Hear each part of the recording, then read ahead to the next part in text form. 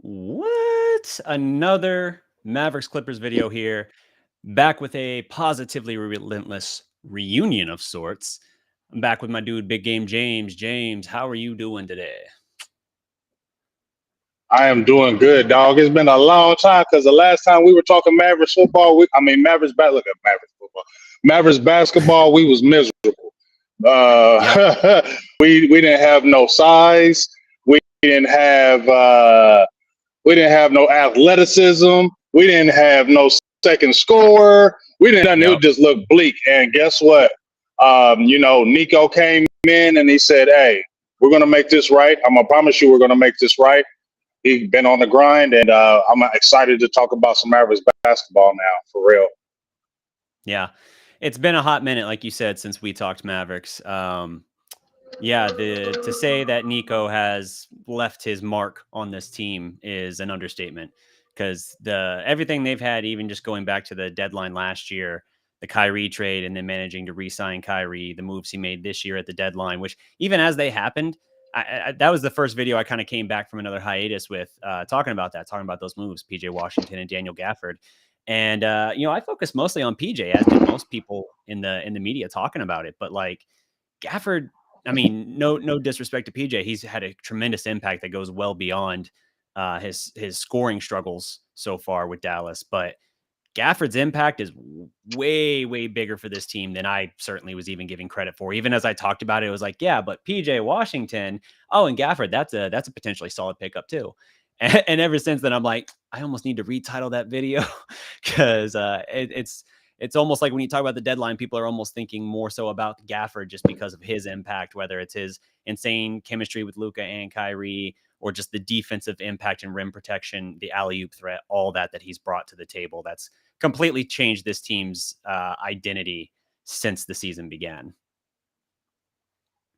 Yeah, I totally agree, man. I mean, I will buy with you on the PJ Washington because that was great, shrewdness, getting rid of Grant Williams for him because you can see where the liabilities were with Grant Williams defensively, Yeah. athleticism, reach sliding on.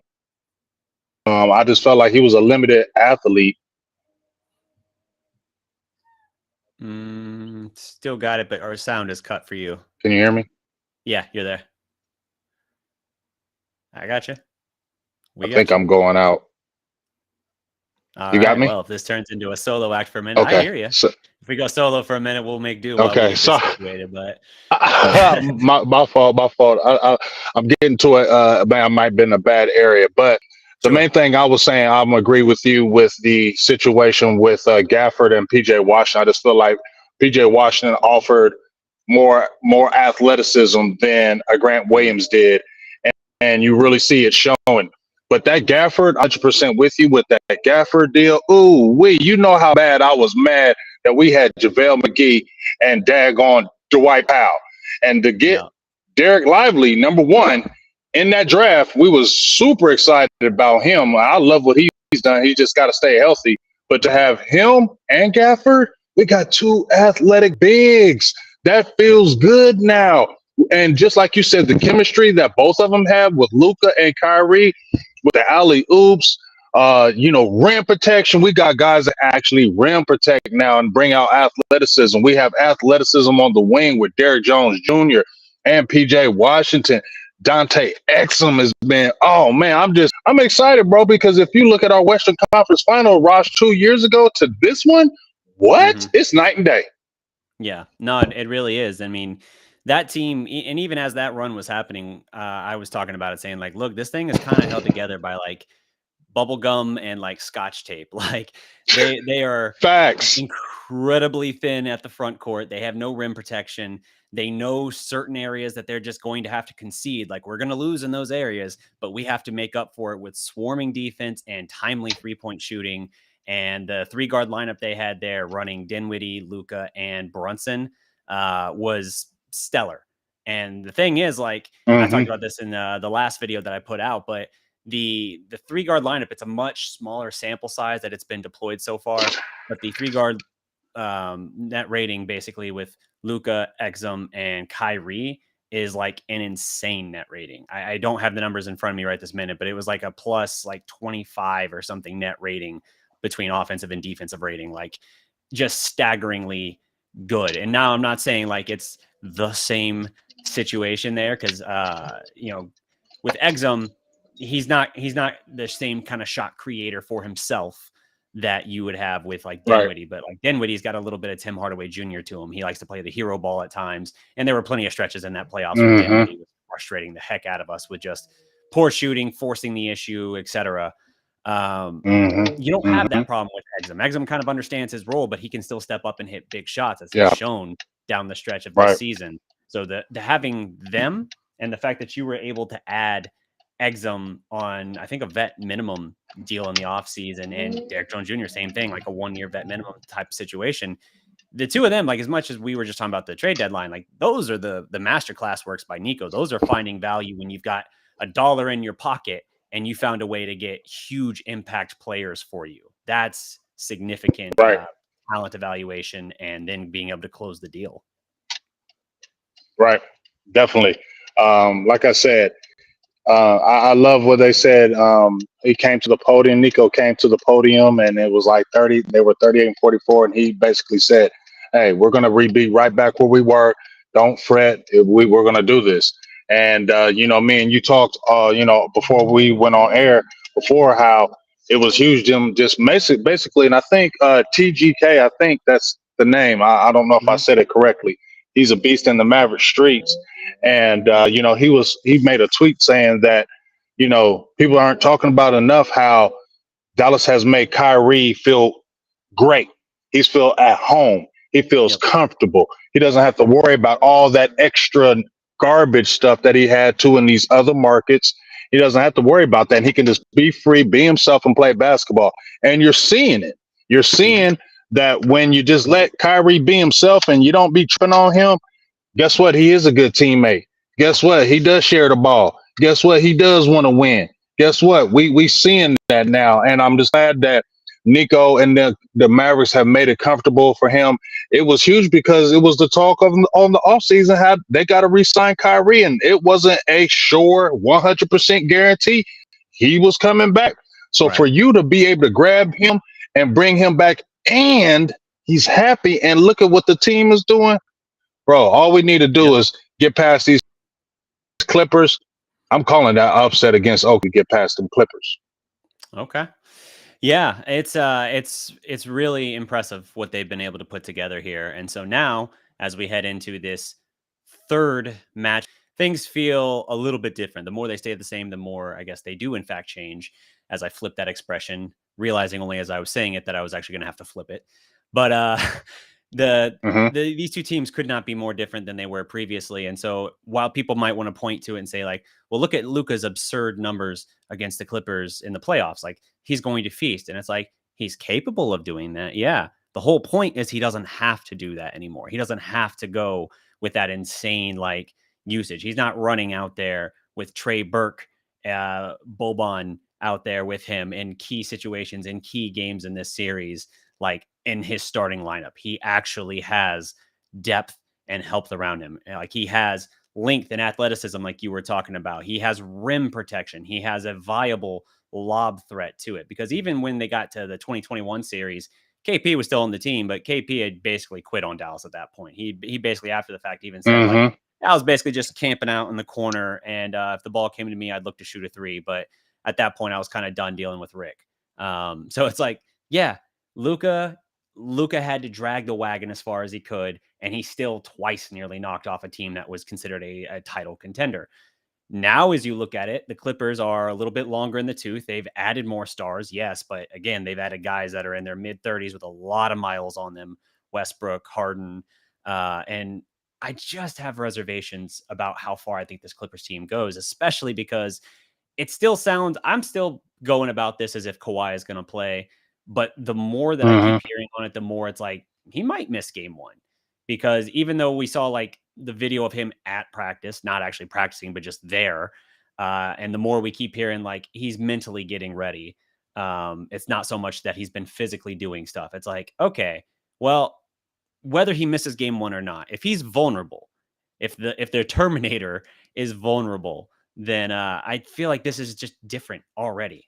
Not just the different pieces for Dallas, but Kawhi was the only reason that they beat you the 2 times they did, because you just didn't have an answer for That's him. it.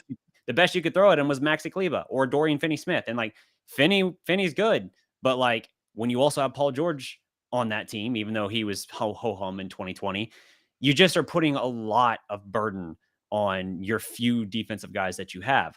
You don't have that problem so much now. So if Kawhi is vulnerable, first of all, I test the knee. I attack constantly. I go at him. Attack. Try to go to his right. It's the right knee. Try to make him push off, change directions, run him through screens and all kinds of mess if you can.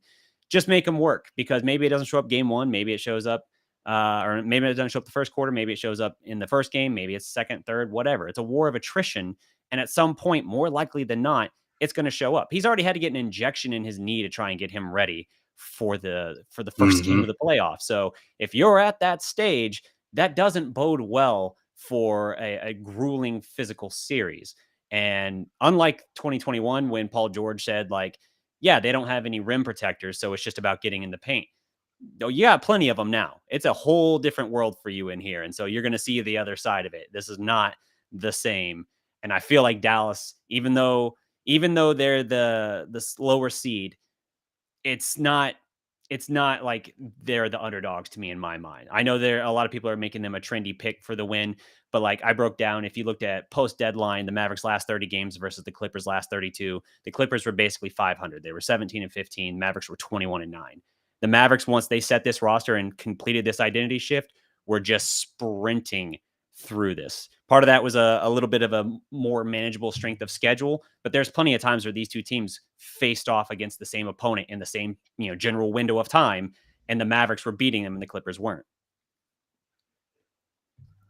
Yeah, I look at that just like you said, and it wasn't like Dallas was losing to not quality opponents. Dallas was beating quality opponents as well. So it wasn't like Dallas was, playing under 500 teams and just beating the mess out of them, gaining wins and things of that nature. They were getting legit wins as well against above 500 teams. So that bodes well for Dallas.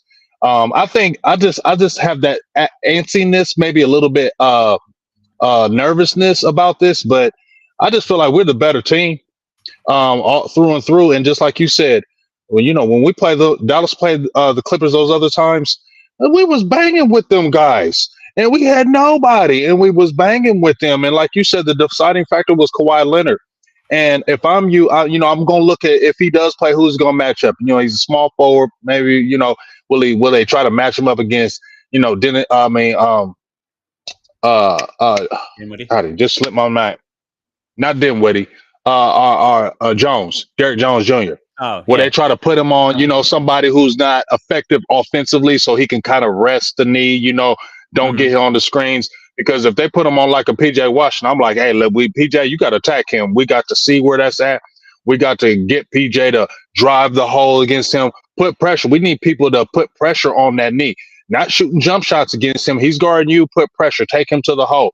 Let's see how that knee is really working. You know what I mean? That's the things that we really need to do to attack him. But just once again, like you said, what Paul George said, they don't really got no rim protection. Well, like now we got it.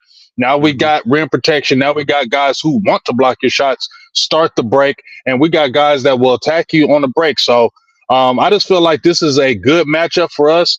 Kawhi is maybe a factor, but man, I said we should beat them in 6 or 7. We could get them in 5 or 6 for real. If Dallas, that first game is going to be huge. Let's go ahead and get that first game, smack these boys up a little bit.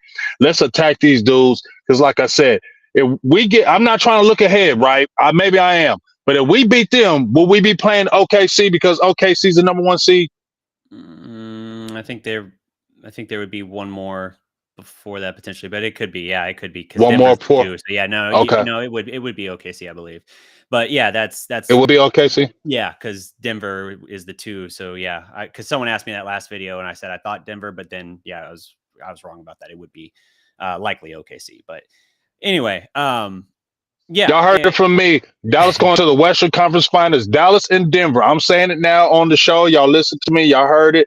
Dallas and Denver in the Western Conference Finals. Interesting. I like it. That would definitely Mm-hmm. get a lot Mm-hmm. of attention for that, especially if Jokic gets his Mm-hmm. MVP, which is a mess of voting. That's a whole different thing. But Right. yeah, so looking at this matchup, I really feel like Dallas has the weapons to actually contend with them. Dallas was one of the, I think you have to exclude the last game of the season against OKC because they didn't play Luca or Kyrie the last two. They basically phoned it in, just like, Mm-hmm. hey, everybody stay healthy. Mm-hmm. We're gonna run all our backups just to stay Mm-hmm. healthy. We don't care. But even in that situation, Dallas, I think, had a top 5 road record this year. Like they were good on the road, not like stellar. Like even as I say that, I think it was. I'm trying to remember the stat when I saw it. I want to say it was something like 26-18, but still, um, solid. Again, top 5 in the NBA road record. So being on the road isn't the worst thing for them, especially when you got two guys that are just bona fide assassins, want to go out there and snatch your soul. They're going to actually like Right. feed on that even more, knowing like, oh, I got a crowd that's just going to fall deathly silent when I sink this shot. Like they're gonna love that. They're gonna feed off of that and try to use that as motivation. So that's already one thing to look at there. Also, just the fact that your bench players, your role players, generally your role players are going to play better at home than they will on the road. But I think Dallas has a good enough balance with its bench that I don't have to worry as much in my mind about them having to rely too heavily on something. Like technically Tim Hardaway Jr. is still your third leading scorer, but PJ Washington is right behind him. And if you're just going on like a pecking order sort of thing, Hardaway's going to get more shots just because that's what he does. But the Mavericks really got good Mm-hmm. in the latter part of the year about scaling back how much they were trying to utilize him. Like when things were really getting shaky for a minute there post deadline, they were still playing tons of minutes for Hardaway, just trusting he would shoot through it and be fine.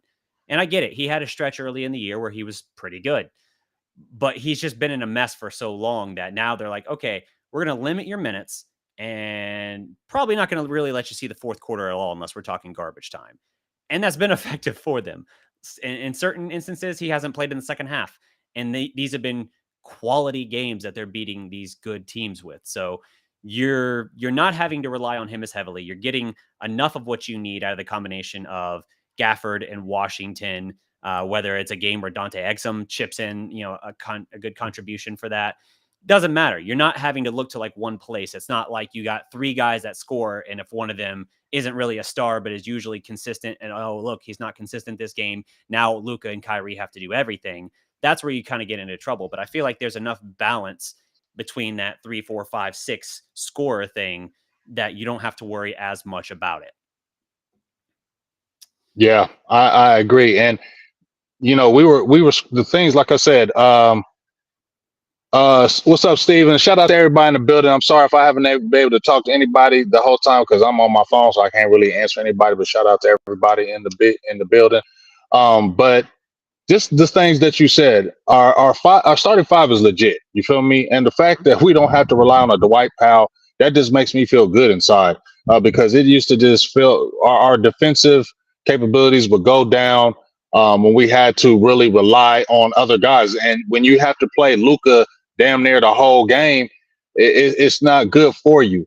Yeah. So you feel better that you got a confident bench to where you got guys can come off and can score and keep the flow of the game going without losing the game side of the game.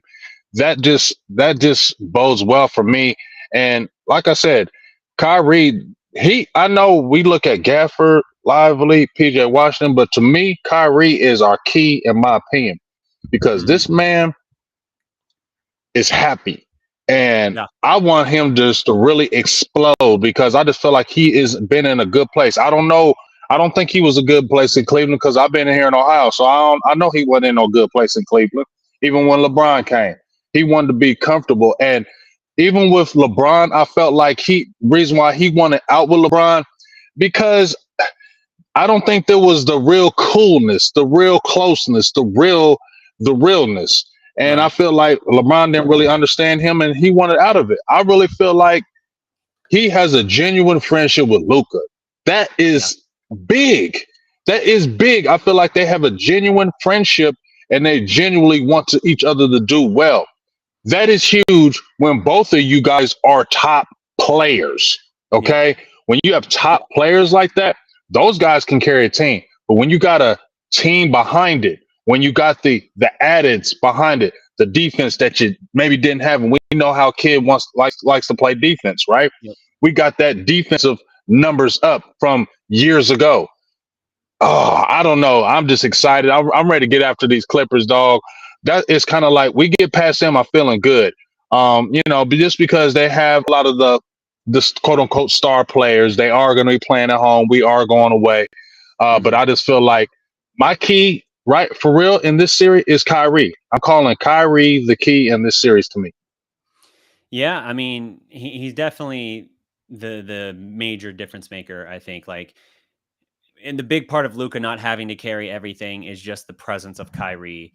Having him and having that ability to depend on him is huge because they've not had that at all. Even like I said, 2021, you had KP, but you had the shell of KP at that point. He didn't start his reclamation project until he went to Washington that next year, and then found himself finally now in Boston. So good, he finally had to embrace the role that he should have embraced when he was with Dallas. But that's neither here nor there. Facts. So yeah. So now that you're in this situation here, it's like you have Kyrie who's able to do some of the heavy lifting, able to take some of that burden off of Luca. Luca doesn't have to average 33, 34 points a game just for them to have a chance to win these games. You have an ability to sustain him longer as opposed to that. Because even if you had snuck past LA either of those two previous years, he had nothing left, dude. Luca was spent. But like he was Exactly. the Jimmy Butler game 6 of the finals, like doubled over meme back from the Disney World games in the first round against the Clippers in 2020. Cause he was just like, my God, what I had to just drag to get this team this far, you know? So Mm-hmm. it's a totally different world just on that. And for the Clippers fans that are looking at this, and I saw some people mentioning it in the chat there that I haven't seen the verification of it yet, but that the Clippers actually got fined for not disclosing Kawhi's health situation. Uh, Ha! let's see. Let me see if I misread that. Reported by Shams just now, Clippers were fined for failing to disclose the health status of 3 players. That's on April 14th, so 5 days ago. Yeah, I mean I could see that being the case. Let me look at Shams' page here. Yep, $25,000 for violating the injury reporting rules on April 14th for failing to disclose the status of Paul George, Russell Westbrook, and Norman Powell. Interesting, Mm. interesting.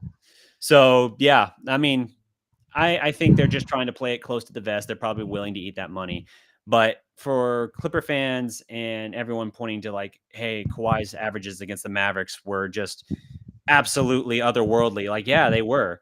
The difference, I think, is if you're having to deal with the leg like you are, if you're having to deal with your knee, you're probably not going to be in a position where you're averaging 32 points, 8 boards, No. 4.6 assists, 2.3 steals, 1 block on 61, 43, 90 shooting.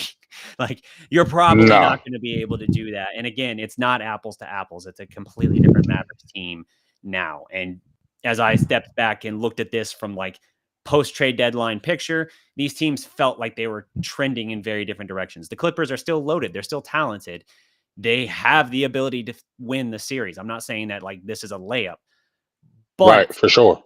everything I look at makes me think that Dallas is the hotter team. Dallas is the healthier team. And we talked about this before. The Mavericks have never been in a position where Luca has been able to rest going into the playoffs. They've had to just go Facts. run it through to the end. He just got 10 days rest, him and Kyrie. That's going to mean something. And Kawhi Leonard getting 23 days, it doesn't count if your knee swelling and you're not on practice at all. You know what I mean? Like you're getting rust at that point. You're not getting rest. So yeah, it's a very different situation. They actually have tools now. They're trending in the right direction for me to think that this is going to be a different series. But really, it's that interior defense that I think spells it because early in the year, and really last few years, because you didn't have rebounding, because you didn't have rim protection, you had to live and die by the three. So if you had a game where Luka's going Yes. to shoot 14 threes and he's only going to make like 4 of them, and you would have those games, you were in trouble because like game 7, Big trouble. 2021, game 7 against them, Luka was the only Maverick really doing anything from three. I forget exactly how many. He had like 46 or 48 points. I don't remember how many threes he had, but every Maverick not named Luka Doncic in game 7 of that series was a combined 1 of 14 from behind the line. That's how much burden he had to carry. The difference now, if you look at the Mavericks record post All-Star break, there were a lot of games they weren't shooting the three well, but they were winning. Why? Mm-hmm. Because they were winning the rebounding battle by 15, 20, 25 rebounds. They were winning the offensive glass, doubling up the other team like 16-8 regularly. They were getting several blocks at the rim, just distracting, breaking up shots, just making teams have to alter in the paint and make life difficult. And that allowed them to play an ugly game of basketball, at least in terms of, how they're getting the win, but they were converting wins that they never would convert in the past. That's the difference. That's why I say these teams are so far removed that it's not even the same conversation. It's a rematch in name only. Yes, rematch in name only, and also, bouncing off that they found games to win, and that was the disturbing thing for me. DDP is how they always had to live and die by the three. We saw so many games a few years ago where they start out shooting threes, and you're like, man, take that to the hole. Reggie Bullock, go to the Yep. hole. It's wide open. Why are you shooting the three? It was almost like that was a part of their game. Like the 3 point, that was their main part of their game. And teams knew that as well. Teams knew that if they don't shoot good, all we got to do is keep them off boards and they're going to get run off the building. It's not like these teams did not know that. And now it's a different game when you have an inside presence. It's a whole different game when you have insights, when you can come off the bench with inside presence. It changes everything for you as a team. And once again, it's a better feeling when you don't have to live and die by this 3 pointer. You actually can miss threes and still stay in the game because now you can come back and play defense. Which Dallas before, you miss a three, they come back, get beat up on the break. Next thing you know, they're down 10 out of nowhere, calling Yep. timeouts. So that is huge when you have that defensive presence, not even having to block the shots, alter the shots, Yep. changing the shots, changing the shots in the paint. That helps your team. And when you got wing protection, Derrick Jones Jr., PJ Washington, your forwards can actually play defense as well. I'm telling you, Jason Kidd has already said he wanted to become a more defensive team when he became the coach, right? Mm-hmm. That's one of the things he said he wanted to become more of a defensive team.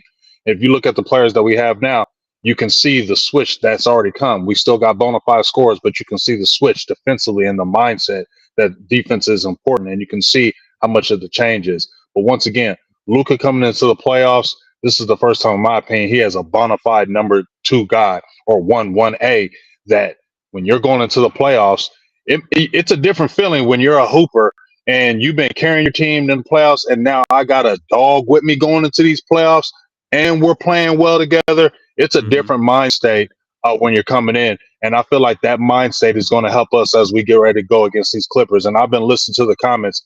I'm excited, man. I am excited about this Clippers matchup. This one, because it feels like they've gotten the best of us those last few years, and it's been like, man, we've been right there, and we ain't even had your guys. We ain't even Yeah. had the guys that you have, and we still banging with y'all. Now we got guys, and we're ready to kind of just take over you because you've been escaping the last few years, beating us in the playoffs, and now it's your time, Clippers, to get what y'all. It's your time to get what you've been getting deserved now. Yeah. Yeah. So it'll be interesting too, because if you look back at those two series previously, Luca playing Zubats off the floor immediately. Luca just beating up on him in the switch. The Clippers center forcing those switches on the pick and roll, and then just hitting step back threes on him left, right, and center. And the last go round, I think it was like game 1 or something of that series. It literally took him like 2.5 minutes to play Zubats off the floor. Like, you cannot contend with him. You cannot deal with him. The difference is now because you have Gafford and Lively. Now we'll see if Lively, what his availability is as he comes back from a knee sprain. Please, Um, Lively. Please be I okay, Lively. yeah, I'd like to see him get at least limited minutes. Be smart about it. Don't force the issue. Don't rush him back, especially after he just lost his mom like in the last week. So Yeah, it's you don't know tough. what his head state is, but it also could be one of those things where that's a good thing for him getting that distraction and being able to be in the game.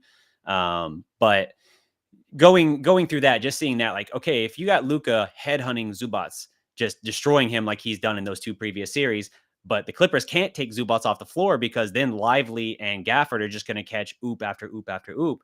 Like what's it's a series of chess moves. Like, what do you counter with if you're the Clippers? What move do you make to try and do that, or do you just try and say like, look, we're just going to have to deal with it and live with Luka just destroying Zubats, and we're just going to have to hope that the Mavericks don't get enough out of their role players. Stay home, let Zubats get eaten alive, basically, and see if the Mavericks' other players can beat you. Because in the past, they couldn't. The other Maverick players could not step up and do enough heavy lifting. And so the Clippers even said in retrospect that, like, they're like, yeah, no, I mean, we just had to let Luka get his because we knew he was going to. The question is, could we do enough to keep the other guys from beating us? And in those two instances, yes.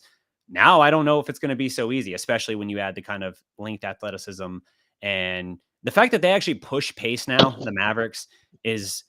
Yes. I've been begging for this for 5 years. I'm like, you have one of the best passers in the league. Even if you want to say like Luka isn't in ideal shape or whatever, okay, fine. All the more reason he shouldn't want to run. Throw a full. He can drop a 94-foot pass on a dime for an alley oop. It doesn't even have to like catch the dude in stride. He's literally throwing it to him at the cusp of the rim for him to just dunk it. Like, he did that like 3 or 4 times in the final month or two of the season, it seemed like. So it's like, yeah, you have guys, you have thoroughbreds out there that can just sprint up and down the floor. And by the way, some of those thoroughbreds are your centers. Like, you got guys that can move. You got guys who can get down the floor and get buckets before the other team has a chance to even realize what's happening.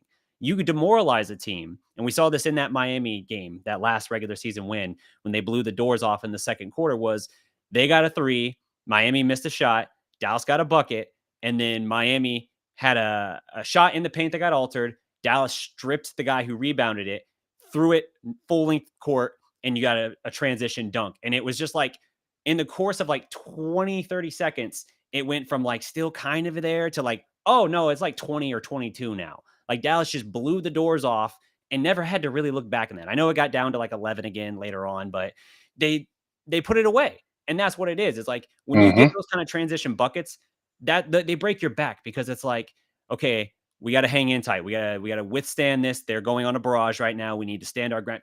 Damn it. Okay. Like, you don't even have time to process like what's happening. Like, oh crap, back on defense. Well, never mind. They already got another bucket. Now it just feels like it's completely breaking open. So you get those buckets instead of just walking the ball up the floor, setting up the half court offense. I know that Dallas is good in the half court too, but there's no reason that you shouldn't take advantage of transition buckets when it's literally free money. You got the guys that can do it. And for once this season, they've been doing it.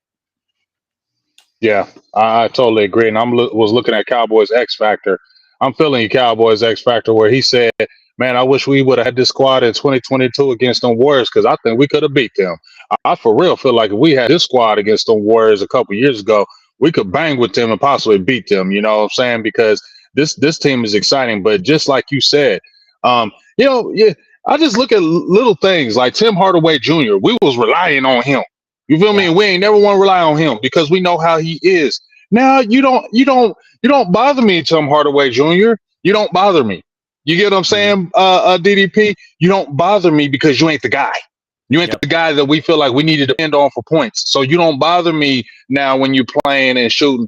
It just, man, Nico, let me give you a pound, bro. Let me give you a shout out. Shout out to these Mavericks. Y'all don't do what these Cowboys do. Y'all don't sit on your hands and wait for things to happen. Y'all make things happen.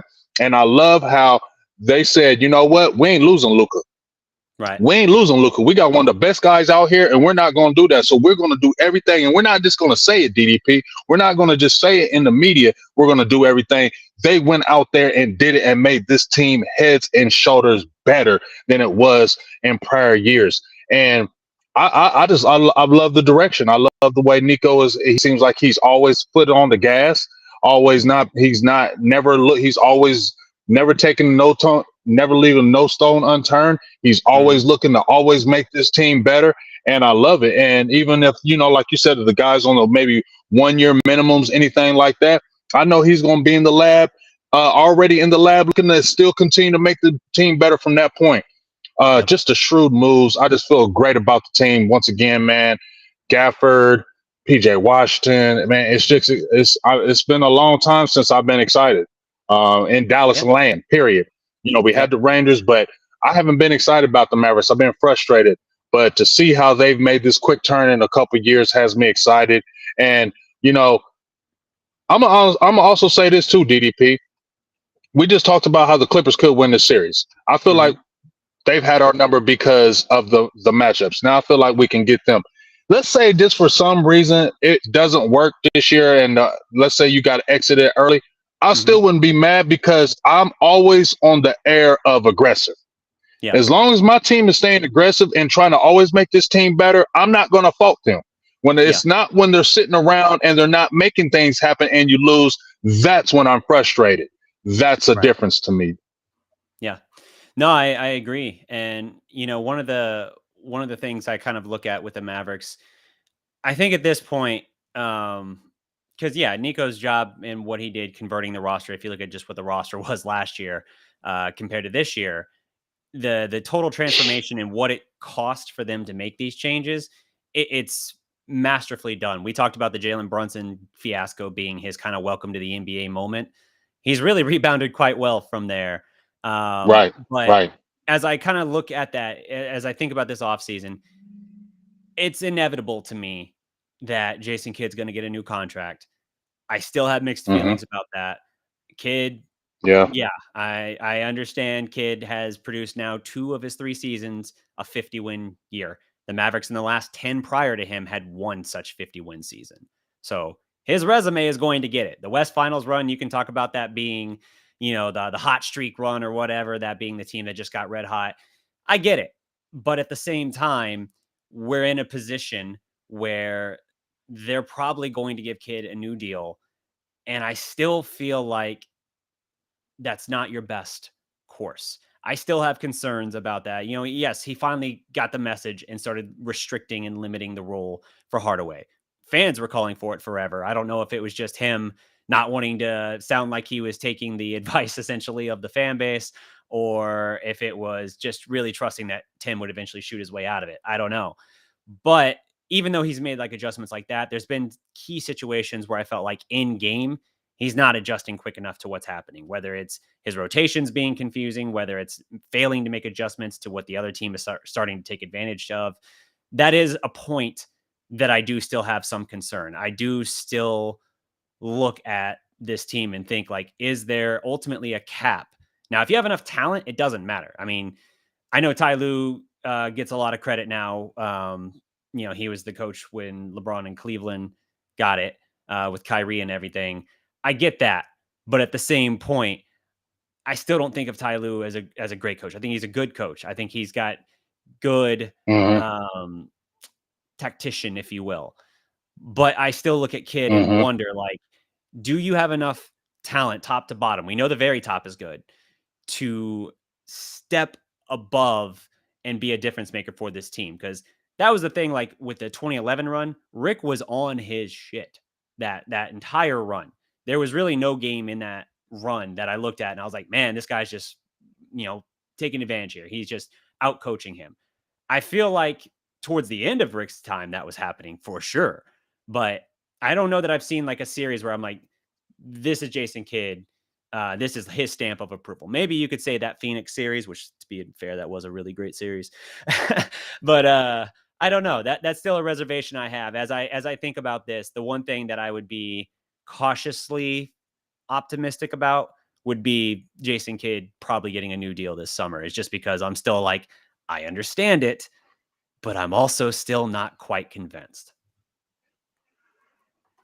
Yeah, I. Shout out That's to fair. Master That's Fame. very fair.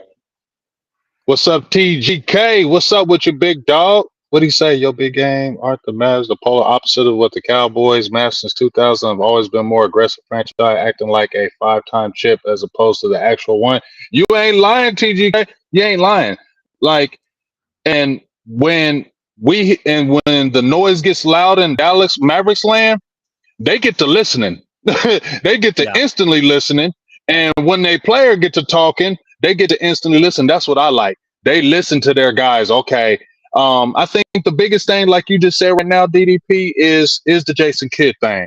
You were spitting on that one, bro. Like you were spitting because I told you I like Kid. I'm not saying you hate on him because that's what you're saying is very reasonable. Um, just because you're getting these 50 wins doesn't mean like you're gonna be the next 10 years getting a 50, 60 win guy. You Yeah. may not be that coach. And we see you in games where we scratch our head like, why are you doing that? It's obvious. Like, why are you doing that? Why are you late and making this swap out? Why are you late with the defense? Like, I feel you, DDP. This to me though, I really want to look at this Clippers series, how he coaches in this Clippers series, because that's going to be a defining moment, in my opinion, Yeah. because, the Clippers have ousted Dallas. So let's see how you coach in this Clippers series and then kind of go forward. Like you said, Stamp is probably going to get him the contract because of the wins and how you have improved. But I feel with you saying err on caution, especially let's look at this series in particular and Mhm. see how he coaches it, because this is a series that the Mavericks need to win. Both of his 50-win years were propelled by late season pushes too. Like Dallas Mm-hmm. was gaining momentum post All-Star break 2 years ago, because at the very start of of his first year, it was ugly. Guys looked like they had no idea what was going on out there, like what their assignments were Mm-hmm. defensively, and the offense looked broken. Like it looked really bad. Like in the first week, people were like, we sure about this? Are we sure about this? They got hot though, and obviously they had the run that they did. But then the next year happened, and we saw what they looked like. And then the start of this year happened, and we were like, okay, well, this year it's largely health. But when the fire Jason Kidd talk was happening a couple months ago and everything, right after the deadline, we Mm-hmm. were talking about it, and we were like, is this team there? Are they? Is this what a Jason Kidd team is, or is it that team that got Right. red hot and made that run to the West Finals? Fair conversation.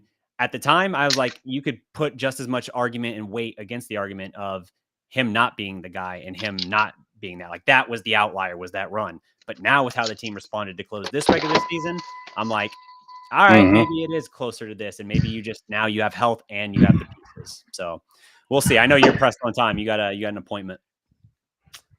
Yeah, I got to get this haircut because I've been looking crazy. Got to get this haircut and look a little younger. Boy, I'll be looking old when I got that hair growing out. EDP. All right, man. Well, I'll let you go and I'll wrap this thing up. Appreciate you coming on. Good talking with you. Okay. I appreciate you letting me come on, and we got to do this again. Definitely, we got to do this again when you got time, DDP, because Yep. we're gonna have to definitely do shows especially when we get these Clippers, y'all. We getting these Clippers. This is our time to get these boys. They've been getting us these last 2 years. I'm tired of it. We got the squad. Let's go ahead and bust these boys' heads because it's our time, man. We need to get there. I like it. I like it.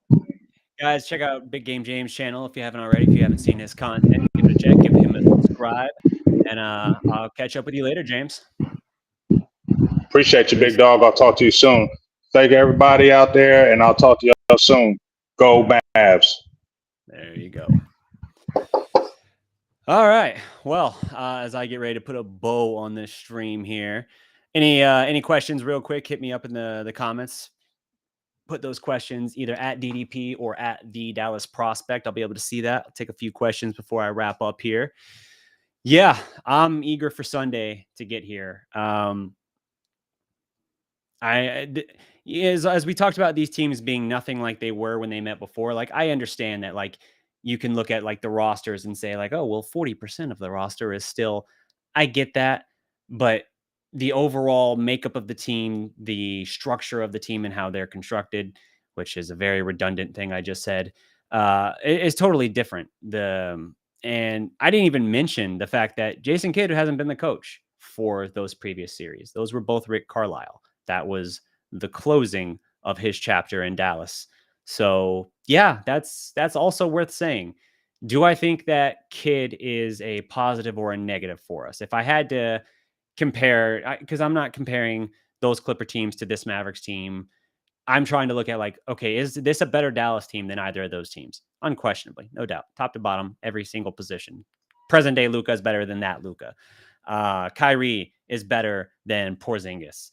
You have, the Jalen Brunson in 2020 and 2021. Well, 2020, he was out with injury with a torn rotator cuff. that he suffered against the Hawks, I believe. And then 2021, he basically was glued to the bench. And that was the reason why Dallas, I think, had some reservations about giving him that contract going into the next year, that extension, the 4 for 55 you could have gotten him for, is because they were like, yeah, but against longer athletic wings, he's limited. And so they were reluctant to give him that contract. They ended up giving that same deal to Dorian Finney-Smith. That's a whole different conversation, but Dallas's roster, it's front court, not even close. That 2021 team, not even close to what this current front court is. Obviously, every position I look at for Dallas, I'm like, this is just a better team. The only question I would have is, do I take present day Jason Kidd over where Rick Carlisle was then? I'm gonna say yes, but I think that's largely because I do think, comparatively speaking, Kidd does a better job of having his team's ear. Carlisle, by 2020, 2021, I felt like most of the locker room, Luka especially, was kind of tuning him out. Like, to the extent they had to listen, they would, but I don't think the guys would go to war for him.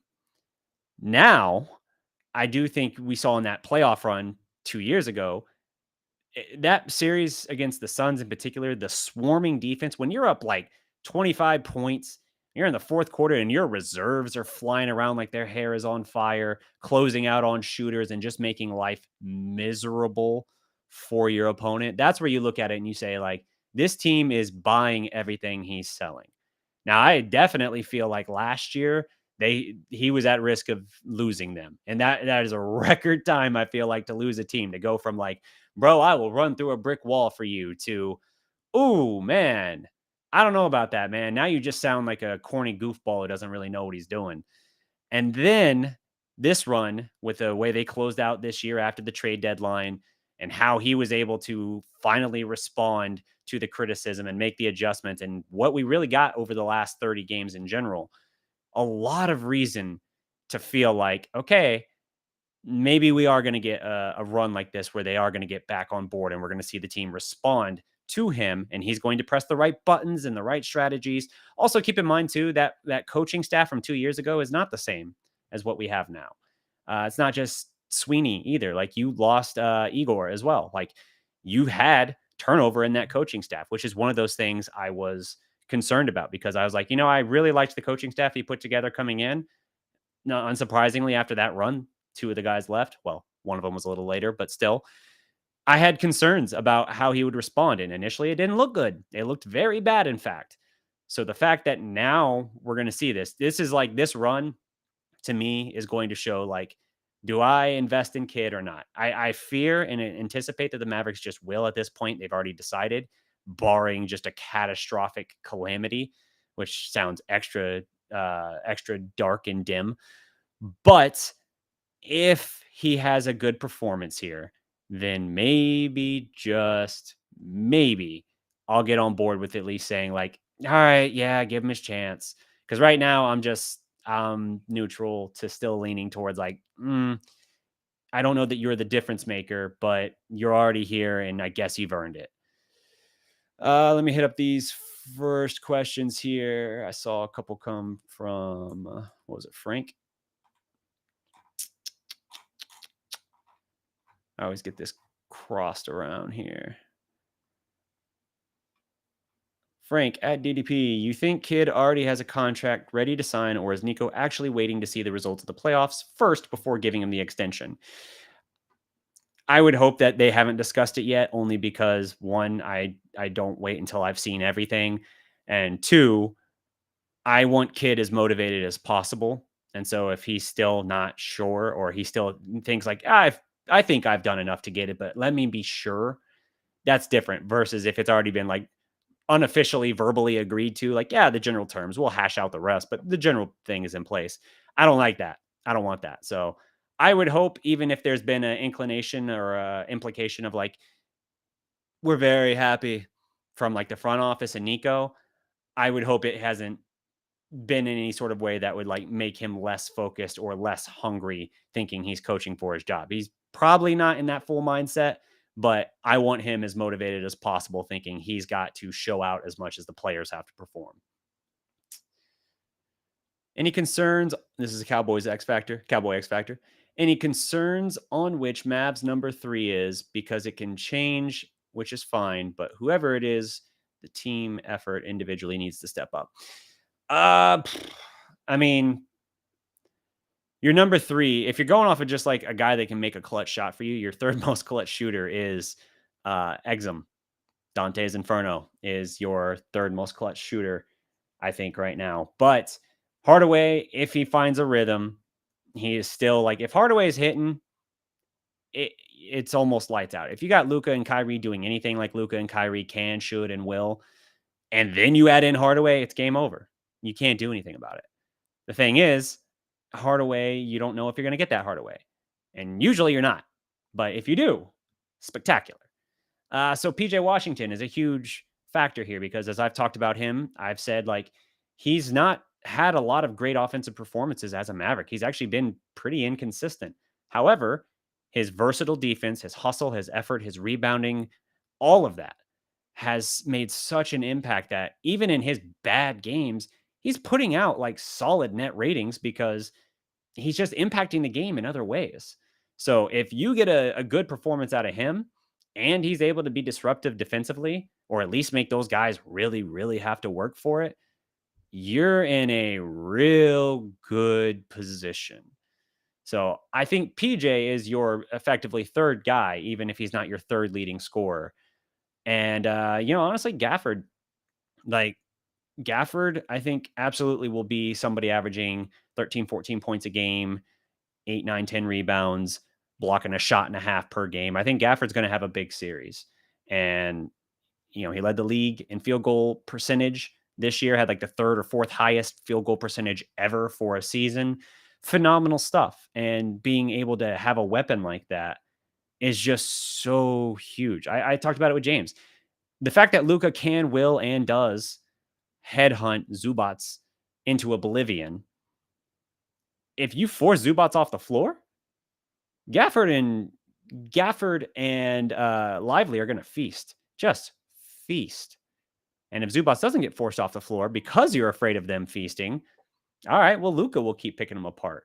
Or it'll open up things for other guys as well. Like the Clippers can't just deploy the same strategy of like, look, we know Luka's going to get his. We just got to make sure we slow everybody else down enough. We're going to have to make everybody else beat us. Dallas didn't have the firepower to do that before, and they still got damn close. Really twice, but you could definitely say once. And so that's what it boils down to is just what can you do? What chess moves can you make? And I do think of Ty Lue as a good tactician. And so that is a point of concern for me as I consider this series. Like, if he finds a good counterpunch to that, do I have then confidence in Jason Kidd to counter that? I don't know. That is where Kidd frustrates me, especially if it's a change made like mid game. Really worries me. Is I think a generally good coach. I do not consider him a great coach, and adjustments on the fly, in-game adjustments, not always his strongest suit. At least at certain stretches, it's been particularly bad, whether that be rotational adjustments, whether that be, strategic, just how you're running your offense, how you're directing your attention and your focus, whatever. So that's my big question mark there. I know I kind of pivoted into a different area there with that answer, but you get the idea. THA will not play over 10 minutes, methinks. Yeah, I'd be down for that, unless he's on a burner, in which case let it burn, baby. The playoffs will be key for Kidd. Yes, they will. DGK, yo, DDP, did you see the Kyrie clip talking about they ain't got time for bullshit? Yeah. Nah, man, I absolutely love it. Absolutely love it, because that's the leadership mindset you need. You need somebody in there that's going to be no nonsense, just like go in, let's get it done. Like we're not in here to mess around. We got business to handle and we're going to handle it. Follow my lead. That's exactly the kind of leadership we want. I love seeing it.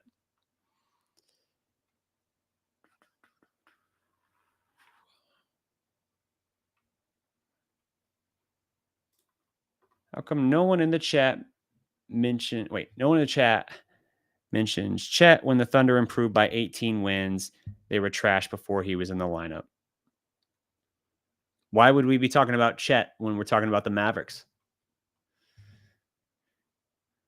Chet's a very nice player for the Thunder. Would it not be for the Wimby thing this year, had Chet not gotten hurt last year, I think Chet would have been rookie of the year. Phenomenal resume. It's just he's in the year with Wimby. So it is what it is. I think you're talking about like as it relates to the MVP conversation. I'm guessing I'm kind of putting two and two together where that came from. Yeah, that's a fair conversation. Why, if people want to point to the record for Shea Gilgis Alexander, and why he got MVP. Yeah, no, I'm following the bouncing ball now with where that came from. It should be brought up, but it's not, and that's a shame. They made very apparent they weren't going to put Luka in any real contention or consideration for the award. Unfortunately, he'll be on the stand. He'll be like the bronze medalist, if you will, of this awarding, because I'm thinking they're going to go probably Shea, then Jokic. My guess is that Shea, that's just a weird gut feeling. It feels like it's going to be Jokic, but I almost feel like it's the swerve. Maybe it's going to end up being Shea instead, but it's probably Jokic, then Shea, then Luka. And I think Luka's got the best argument of any of them. And if he's not the winner, he should absolutely be the runner up. But it's almost like they're like, that's too close. We better keep him at third now. Okay, guys. Not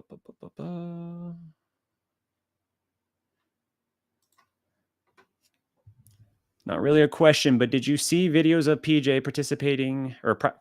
Wow, I can't read today. Practicing threes late at night. How hype will you be if PJ starts shooting threes efficiently? If PJ finds his outside shot and starts shooting even back to his normal mark, Dallas is going to be really, really good. Because I've been talking about like his impact and how much he's helped this team despite not having any real consistency, like with his offensive game, and his 3-point shot in particular has taken a dip. If he finds that, goodness, this team is going to be so fun to watch down this final stretch of what we got here with this postseason run. I don't know. I love seeing it, but at the same time, I got to see it in the game, because doing it in practice is one thing, doing it on the stage is another.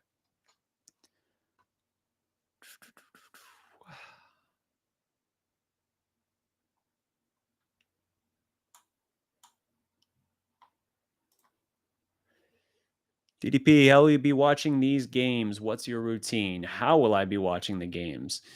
Well, probably be just watching them simply at home as it relates to me doing shows around them. My guess is it's going to follow the day after. I got some flexibility with my schedule here, so still got to get up early because I got a 3-year-old. So that is what that is. When you're getting up as early as 4 a.m. because you didn't have a choice in the matter, it's kind of hard to stay up super late, but I'll suffer that as I have to for the late night games. But as I look at this, I'm probably thinking I'm going to be doing post-game shows the next morning. And then I might try and dive deeper whenever we have like a travel day in there to do another stream or another video, maybe another video like the preview one I did yesterday. That seemed to get some good feedback aside from my little audio snafu with the mono channel. Whoops.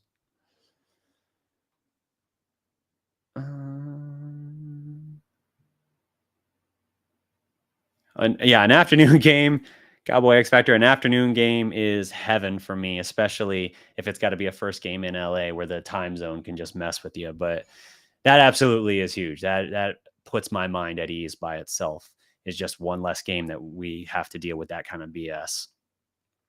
Mental, like, do you have a certain meal? Yeah. See, I'm kind of an old head at this point. I'm in my mid-30s, but I feel like an old head. I don't go out to a lot of sports bars anymore to doing that. I've used to do that a lot. I used to do Prospect live streams, watch parties at bars and restaurants and stuff, and that was fun and an interesting experience. But just the hassle of taking all the equipment and everything there and setting up and trying to maintain a solid connection and everything. It's a challenge. It's a challenge. So I always got big respect for the guys that do those kind of watch parties, like the Sports Fury, Sean and Josh in particular, my dudes. I don't know how you have that kind of energy and just commitment to do as many games as they do. Every single sport, it feels like they're not just getting like their own teams, but they're getting like the big games of every week for NFL and NBA playoffs and MLB playoffs, and they'll pick up a hockey game or they'll pick up the Olympics. I'm just like, How do you do this? How do you manage this? Because I lose my voice if I talk for 2 hours on a video. Just doing the video yesterday, working for 2 hours worth of stuff I shot, had to reshoot some of it. Just doing that, I was kind of like, voice is kind of stripped now. And that's in the comfort of my own home, let alone if you're somebody that's going out to these venues and shouting and talking over people trying to be heard. Like that's next level. So pregame meals, I don't really have a pregame meal, but I will say this: win or lose, I will either toast my misery or I will toast victory with a nice old fashioned, smoked old fashioned, as I like to make them. But I think that's going to wrap it up for my time here. Thank you, everybody, for tuning in. Thank you, everybody, as well, for checking out Big Game James, his channel. Big credit to James coming on here again. Been far too long since he and I ran it back. We'll have to try and do more of that here in the new future. Is it a new future? Maybe I'm already tired now. I'll take this last question here. What's easier for you, live streams or edited? Easier? Edited. Because live streams don't require editing. So like you could say like, oh yeah, just 30 minutes. If I'm doing 30 minutes, just hit live, mess it up or not, I'm just going. And if nothing else, maybe my quirkiness comes across as charming a little bit. I don't know. That's generally easy. But there are times where I'm like, man, I wish it didn't take so long for me to look up something or find a particular stat or fact I'm looking for to reinforce a point I want to make, brush up my own memory so I can give a better fact. So when I run into those situations, I hate live stream because then I'm just like, I hate dead air. I hate silence. I feel like I'm wasting people's time and looking unprepared. So that throws me. So for that, edited. But the ability, if I'm really on my shit, the ability just to jump on, talk for 30, 40 minutes, or in the case of today, like an hour and be done. Fantastic. Love it. So definitely just a mixed bag. Also edited sweet because like yesterday's setup, humble brag, I really liked the lighting and the framing and everything I had with that. I can't do that live. I can't set that up live and have that be like a reliable thing. So getting the chance just to film it and then chop it up, edit it, improve it as I need to, make slight adjustments, whether it's color correction, audio bump, whatever. Just great, just great. And I'm a content producer, so that's what I do. I work in post all the time. So anyway, this does wrap up my time. Thank you so much, everybody, for watching. Don't forget to like the video, subscribe to the Dallas Prospect, and until next time, guys, remember, every legend was once a prospect. Peace!